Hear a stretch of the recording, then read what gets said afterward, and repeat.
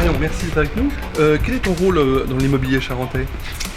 Sur le magazine, en fait, je gère le concept en général. Ça va de la rencontre avec un futur annonceur jusqu'à la conception finale, en fait, le check du maquettage, est-ce qu'il n'y a pas d'erreur, est-ce que la photo est au bon endroit, et ensuite tout ça part à l'impression. On installe une certaine relation avec les clients et voilà, en général on fonctionne toujours comme ça et c'est vrai que oui, ils nous ont fait confiance sur le magazine. C'est un nom très représentatif, l'immobilier charentais. On a trouvé le magazine d'une belle qualité, avec des avis à l'intérieur, des gens qu'on connaissait. C'était agréable, on a envie d'y être. Il n'y a pas trop de pubs dans ce magazine, c'est plutôt vraiment les entrepreneurs qui ont la parole. Les avis qui sont donnés, c'est compact, tout en disant l'essentiel, c'est ce qu'on aime lire, quoi.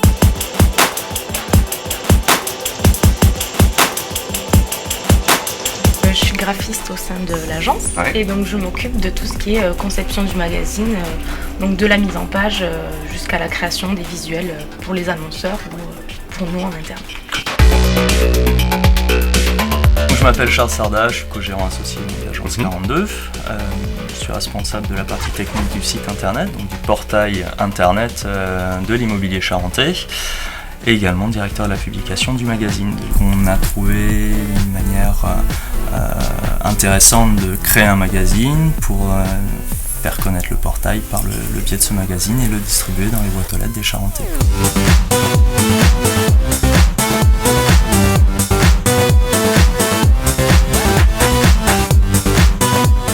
L'offre de service, en fait, c'est d'agréger toutes les annonces en fait, immobilières de Charente sur un portail et d'avoir donc pour les Charentais un espace unique pour avoir toutes les annonces. On trouvait quand même relativement intéressant également de proposer un autre support de l'immobilier charentais en version papier. On propose en fait un portail pour les agences immobilières qui souhaitent vendre ou louer, parce que c'est l'objectif. Nous, on leur propose un portail optimisé pour qu'ils rencontrent des futurs acheteurs ou acquéreurs. Et dans le prolongement, du coup, effectivement, pour faire connaître l'immobilier charentais aussi au grand public, puisque c'est eux que ça concerne, pour les futurs acquéreurs, les futurs locataires, on a créé le magazine qui là a plus vocation à faire connaître tous les corps de métier qui ont un lien avec l'immobilier, et également des agents immobiliers qui souhaiteraient effectivement se faire connaître un petit peu plus autour de Cognac et d'Angoulême. Aujourd'hui, les gens se servent essentiellement des sites web pour diffuser leurs annonces, pour aller en chercher, faire en quelque sorte leur marché. Que je crois beaucoup à ce développement territorial. Il comporte quand même aussi des éléments rédactionnels, via un petit journal, mais via aussi le site qui traite effectivement des actualités, des infos. De notre territoire. Donc c'est ça qui en fait. Donc c'est un vrai plus. C'est un vrai plus.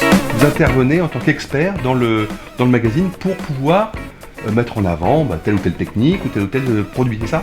La différence entre les piscines faites en dur et les piscines coques. D'accord. Et autour de ça, en quelques lignes, on a résumé la situation, laquelle choisir. Et c'est plus efficace qu'une pub présentant votre produit sans en parler. Voilà. Exactement. Nous sommes spécialisés dans la fourniture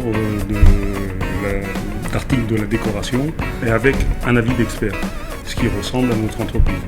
On n'est pas seulement là pour vendre, mais on est là pour donner tous les tenants, les aboutissants auprès du particulier, du professionnel. Le magazine immobilier charentais, d'où le nom, on traite d'immobilier, mais ça va de la décoration de la maison, à l'aménagement du jardin, à la création d'une piscine, je veux rajouter des luminaires.